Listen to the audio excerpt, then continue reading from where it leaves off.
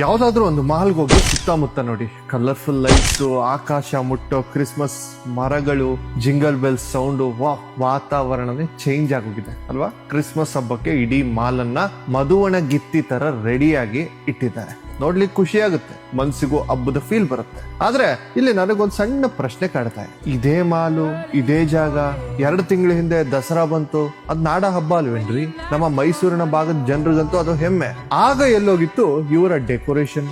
ಯಾಕೆ ಒಂದು ಮೂಲೆಯಲ್ಲಿ ತಾಯಿ ಚಾಮುಂಡೇಶ್ವರಿ ಫೋಟೋವನ್ನ ಇಟ್ಟು 4 ಹೂಗಳಾಕಿ ಒಂದು ದೀಪ ಹಚ್ಚಿ ಪೂಜೆ ಮಾಡ್ಲಿಲ್ಲ? ಗಣೇಶ ಚತುರ್ಥಿ ಬಂತು, ಇಡೀ ದೇಶ ಆಚರಿಸ್ತಾ ಇತ್ತು.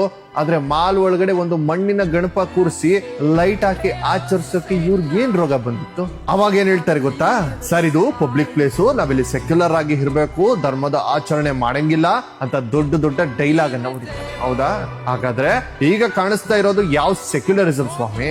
ನಾವು ಕ್ರಿಸ್ಮಸ್ ಆಚರಣೆ ಮಾಡಬೇಡಿ ಅಂತ ಹೇಳ್ತಿಲ್ಲ. ಸಾಂತಾ ಕ್ಲಾಸ್ ಬರ್ಲಿ, ಖುಷಿ ಪಡಿ. ನಾನು ಕ್ರೈಸ್ತ ಆಚರಣೆ ವಿರೋಧಿ ಅಂತೂ ಖಂಡಿತವಾಗಿಯೂ ಅಲ್ಲ. ಆದ್ರೆ ನನ್ನ ಪ್ರಶ್ನೆ ಇರೋದು ನಿಮ್ಮ ಸೆಲೆಕ್ಟಿವ್ ಸೆಕ್ಯುಲರಿಸಂ ಬಗ್ಗೆ. ಪರಕೀಯರ ಹಬ್ಬ ಅಂದ್ರೆ ಕೂಲು, ಕ್ಲಾಸಿ, ಗ್ಲೋಬಲ್ ಅಂತೆಲ್ಲ ಮಾತಾಡ್ತೀರಾ. ಅದೇ ನಮ್ಮ ಮಣ್ಣಿನ ಹಬ್ಬಗಳು, ನಮ್ಮ ದಸರಾ, ನಮ್ಮ ಯುಗಾದಿ, ನಮ್ಮ ಗಣೇಶ ಅಂದ್ರೆ ಅದು ನಿಮ್ಗೆ ಕಮ್ಯೂನಲ್ ಅನ್ಸುತ್ತಾ?